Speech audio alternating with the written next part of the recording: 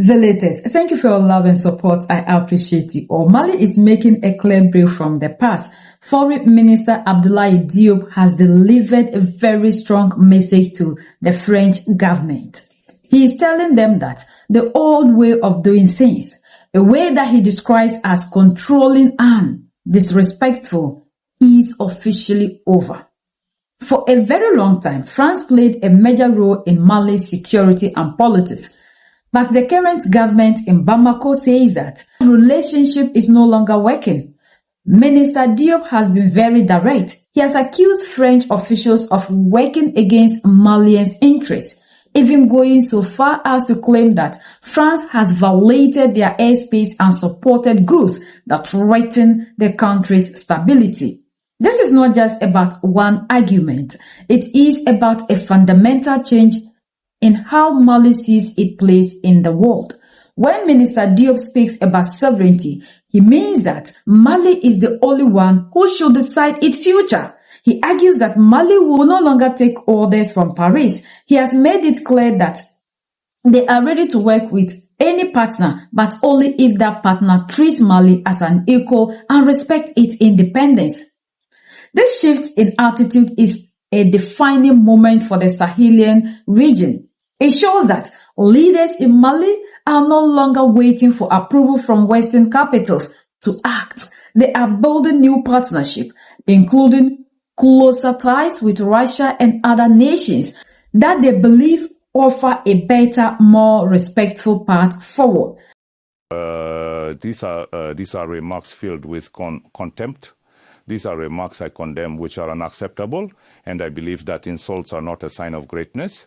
We are willing to discuss with France or others on substantive issues.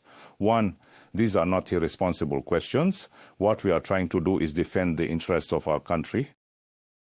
We know that the presence of French troops in the French and European troops as part of the Takuba operation have been the subject of a status of forces agreement with France. And France itself, its presence is governed by a defense treaty that binds us with France. And then a protocol was concluded in March 2020 that allows inviting other European partners outside of France or non-Europeans to join the Takuba force. And in this context, Denmark is not an enemy country. It is a friendly country that supports Mali a lot in terms of cooperation. But any foreign presence in Mali must comply with Malian rules and align with the higher interests of Mali, especially regarding the presence of foreign forces. I am here in Europe. I imagine that if I don't have a visa, I cannot enter Europe. I believe we must all respect and adhere to that. It is good that Mr. Le Drian understands that insults do not solve problems between nations, that what we expect from France, a great nation, is that it can have a constructive attitude, less aggressive, less hostile, and less contemptuous towards the Malian authorities who today embody the sovereignty of our country. So we will come back to Takuba, but first to Paris. You talk about contempt, you talk about insults. So a simple question, well, several simple questions. Are you going to demand an apology from Paris? Are you considering, for example, taking measures such as recalling your ambassador in France or summoning the French ambassador to Bamako? Mali excludes nothing from the table if the sovereignty and the Malian people are not respected. We are not asking for apologies from Paris. We are asking that Paris respects us as a country. We respect France. We respect the French people. There is no problem between the French people and the Malian people. But the attitude of the French authorities must change to consider that they are responsible authorities in Mali and that only engagement with these authorities allows for managing their presence in Mali. And this presence must respond to the higher interests of Mali. And we are reviewing several defense agreements and treaties to ensure that these treaties do not violate our constitutional provisions, do not violate the sovereignty of Mali, and take into account the interests of the Malians. If this is not the case, Mali will not hesitate either to denounce or to request an adjustment of these different treaties. We are aware that some of these arrangements were concluded by the previous government. There is the continuity of the state, but nothing will be above the supreme interests of the Malians, which President Goïta and the government are now willing to fully assume and take responsibility for. And we wish that France and other partners also align their actions with this. And I commend the wise decision of the Danish authorities to withdraw their forces without further acrimony.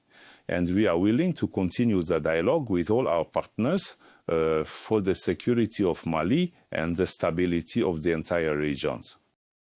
So this Friday, Mr. Minister, it was with our colleagues at RTL, the French Minister Jean-Yves Le Drian came back, if I may say, by stating that from now on, it was the breaking of the political and military framework. We cannot remain as we are, he said. We'll see how we can adapt our setup according to the new situation.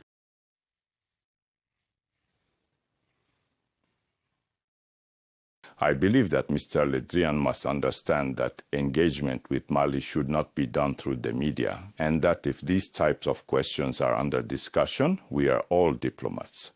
There are channels to discuss these issues. Mali also does not exclude anything regarding these questions if it does not take our interests into account.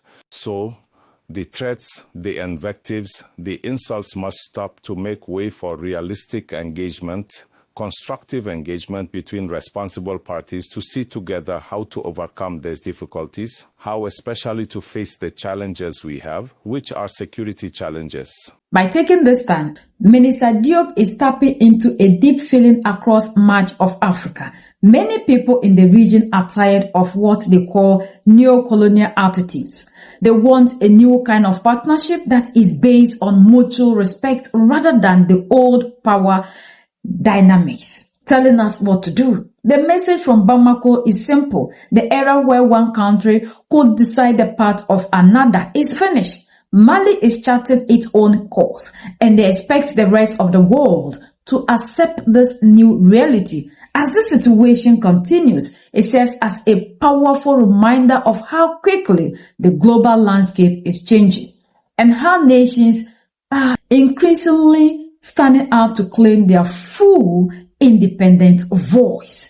And this is amazing. Our leaders in Mali, Niger, and Burkina Faso are fighting to reclaim the power that has been taken away from us for over 60 years today. Like he has said, we have decided to be sovereign, to decide who to work with, who to partner with. We will only do business with people in our own terms, people who respect us, people that do not see our independence to be the junior version of independence. So the message to Paris is clear. Mali has taken a path, and there's nothing that is going to bring Mali back. And this is why we are all happy with the leaders in Mali, Niger, and Burkina Faso. The time for the African to speak on its own issues is now. We must take control over everything that has to do with us. If we sit here taking orders always from people, how do we get to the destination that we are looking for? Our leaders are making it bold, loud and clear that Africa has changed. We are now in a new world, and Africa, like the Finland president said, we need to be players. If not, we will remain pawns. And that is why we are seeing that even Emmanuel Macron himself is calling on Europe to be dependent on themselves instead of highly dependent on the United States of America. So how then do these people who are preaching for dependency on themselves now tend to look at Africa fighting for independence to be a crime? We can no longer continue to be dependent on people deciding the fate of our affairs. The time has come for us to change in whatever ways that we are doing, because we are now in a new world, and this world doesn't wait for anybody, and we don't expect to be doing the same thing expecting different results. And we can't also sit here waiting for people to come here to give us protection, to give us everything that we are looking for when we are not handicapped. And when history even went as far as telling us that we were the ones who fought to protect France in World War II, like one time Captain Ibrahim Traore said. So if there's something that needs to be appreciated, I think France should rather appreciate us. That was the time he talked about Africans not being thankful. So, we have had enough, and we are saying that the time has come for us to take control over our own affairs. And I think this is a time that Africa needs to be respected. People must learn to respect us, taking our own decisions, because these are the people that are preaching equality, human rights. So if we are talking about equality, independence, why is it that when it comes to Africans fighting or acting upon the same things that they are preaching, it becomes a problem?